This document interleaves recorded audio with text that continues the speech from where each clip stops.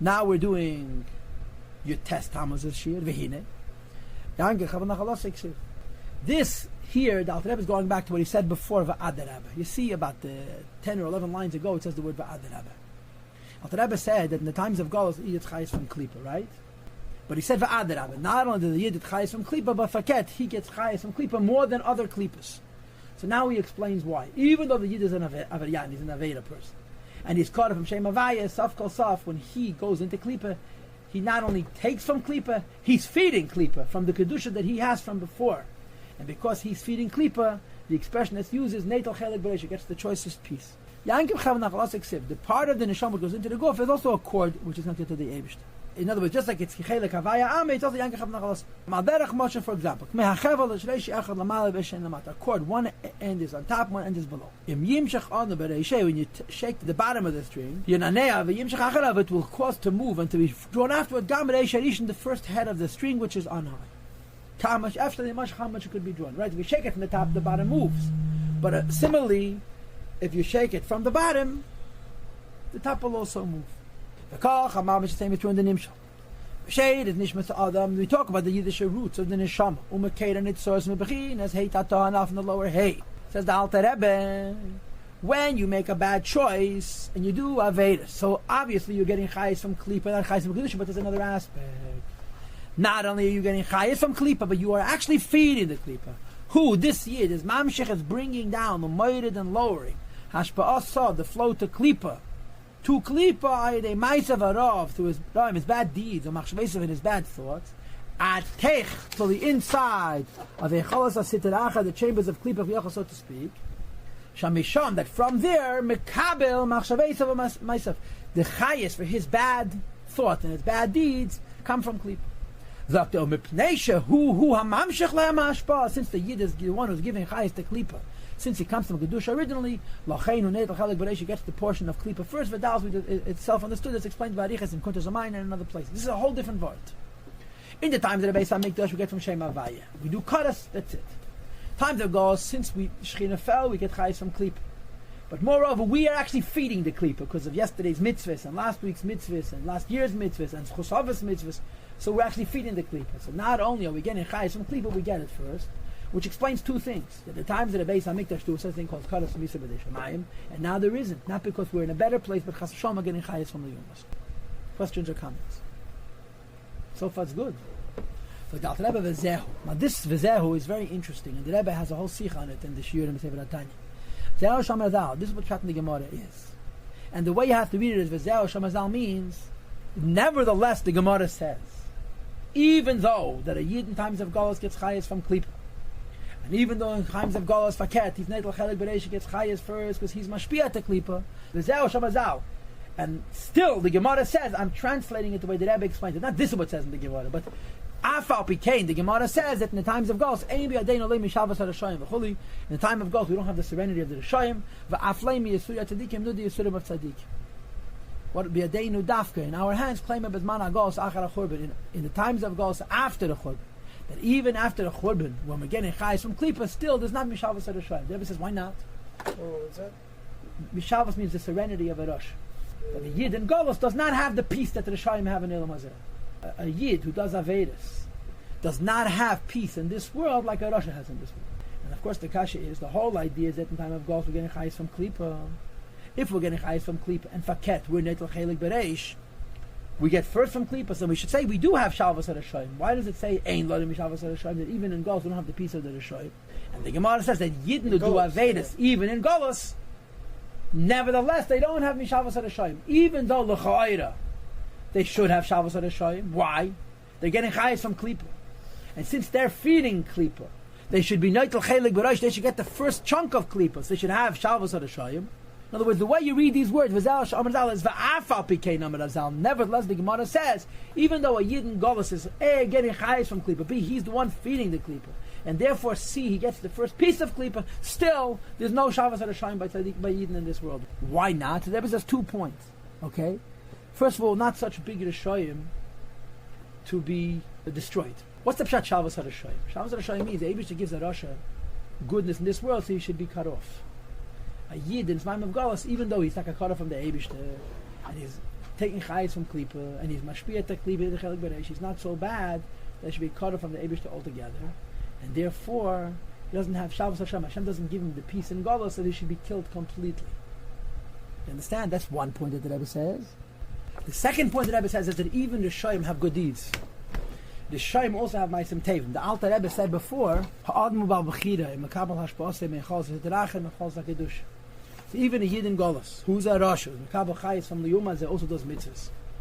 And because of the mitzvahs that he has, for that reason also, Eim b'yadeinu leimi Shabbos HaRashayim.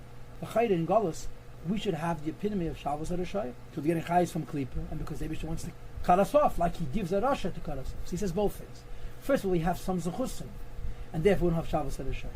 Second of all, the Rishayim of today are not the Rishayim like they were in the time of the Beis HaMikdash, when there was Taka Karas and Misi B'dei Shemayim, we're lesser Rishayim, and therefore even though we do Avedis, we don't get Karas, get cut off from Eibishter completely. So therefore in times of goals, we have no Shabbos HaRashayim.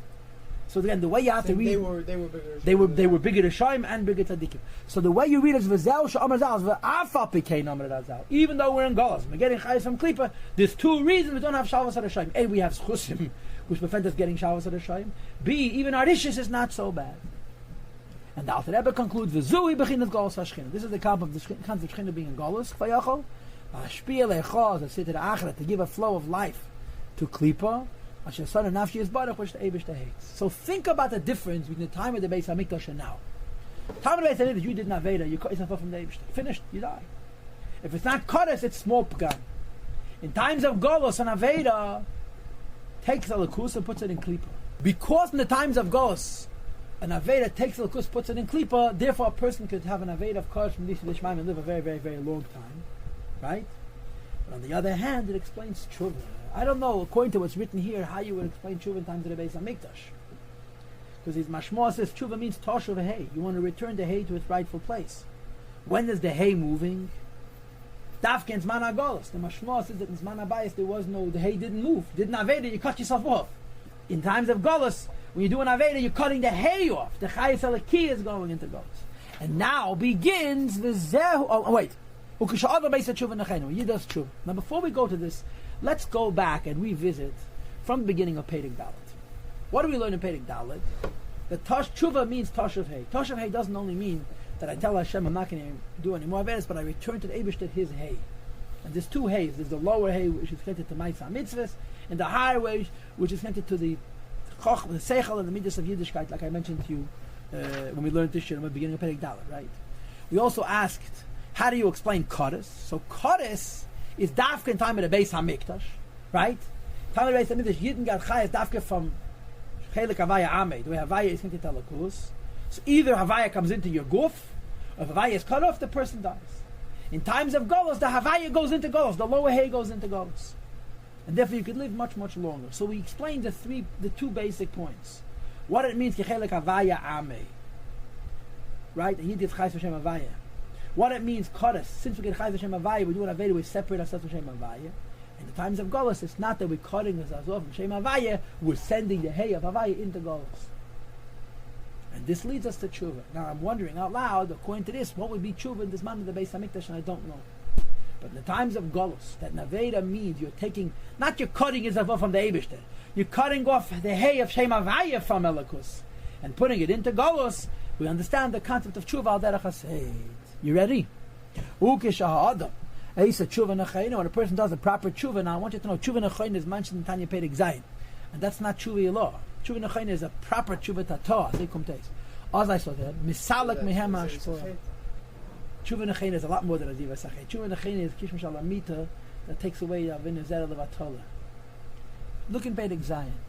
As I saw that, misalek mehem hashpor, you take away the chayas of kedusha which has gone into Golos.